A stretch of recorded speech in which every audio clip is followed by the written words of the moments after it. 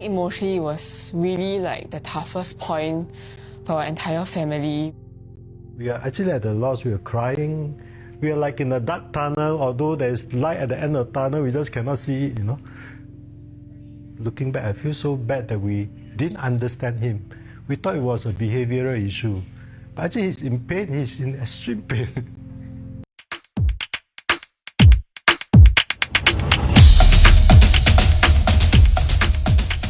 Hey special family, welcome back to another fair use reaction video. Sometimes our special need kids are in pain, and that is the reason for the lashing out, the meltdowns, and the breakdowns. But because they can't speak, they have no other way to let you know what's going on than to be frustrated and have meltdowns, which can come with severe challenges. Now, one family took a different route when this happened to them. Let's take a look at their journey.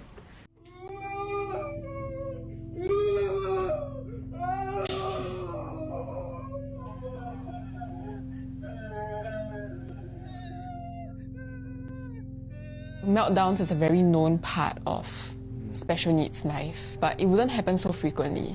And they were like, should we bring him to A&E? But we were hesitant because how is he going to wait hours, right, at A&E?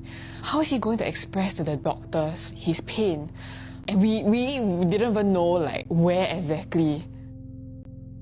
At home, when he has meltdown, I will be fighting with him, sometimes even 10 minutes, 15 minutes. Many times the injury will always grab at the same part, his finger will grab at the same part, so I'll be in pain. I'll be exhausted, I'll be angry also. Emotionally, it was really like the toughest point for our entire family. We are actually at a loss. We are crying. We are like in a dark tunnel. Although there's light at the end of the tunnel, we just cannot see it, Looking back, I feel so bad that we didn't understand him. We thought it was a behavioral issue.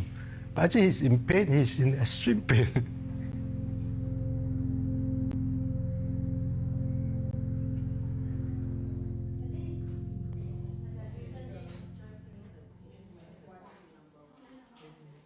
Hello, Ryan. Hi, Dr. Chen, right? Yeah, very good. Come, let's go. Stand up. Come, let's go. Yeah, come.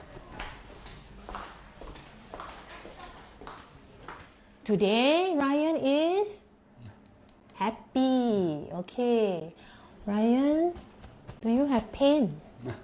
Pain, is it? Huh? There is pain, huh? You look a bit tired today, huh, Ryan? Yes? Oh, you're okay? You're good? Yes, very good. Okay. The first time I saw Ryan in clinic, he came with his parents and his sister, and they were all very tense. As I gathered more information from them, a pattern about the behavior started to emerge, and I started to wonder if his behaviors were related to him having abdominal pain and discomfort. One of the clues was that his behaviors tended to get worse during certain times of the day, like around toileting time and meal times. As we monitored this over a short period of time, it became quite clear to us that Ryan probably had constipation, some gaseous distension that was causing him discomfort, and that he probably had some form of irritable bowel syndrome. So at that point, we started treatment. When we were first introduced to IBS, we heard of such term, but we never expect that our son has this. She sort of narrowed it down that it is because of his pain that he has meltdowns. The meltdowns happen for a reason. We would always look for the underlying reason for the behavior. In Ryan's case, it was because he was in pain, it was because he was depressed, it was because he couldn't fully communicate his needs. So that was why his behavior actually manifested in this manner. Records show the parents of a former MUSC patient have gotten a six-figure payout after the death of their son in 2015.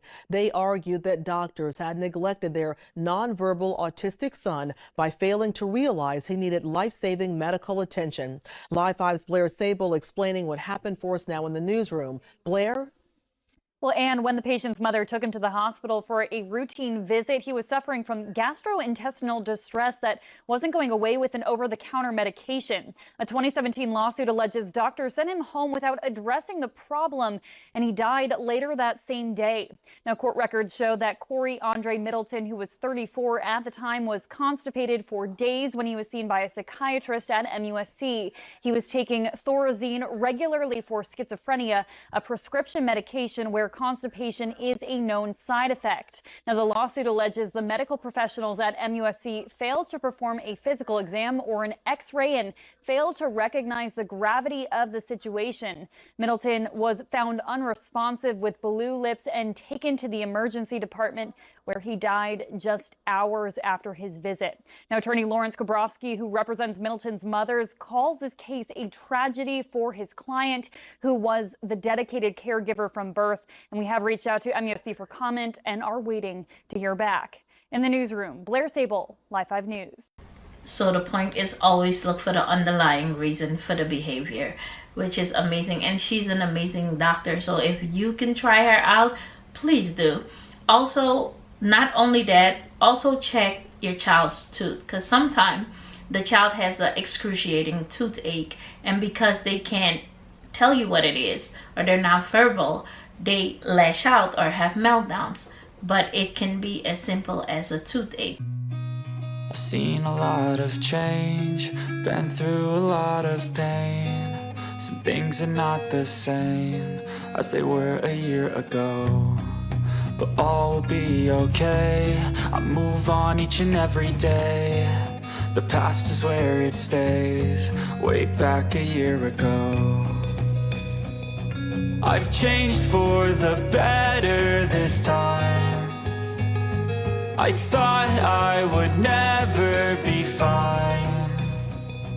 I strive just to say so have all the things checked that need to be checked. All right, let me know in the comment section below what you think of this video, and I'll catch you in the next one. Bye.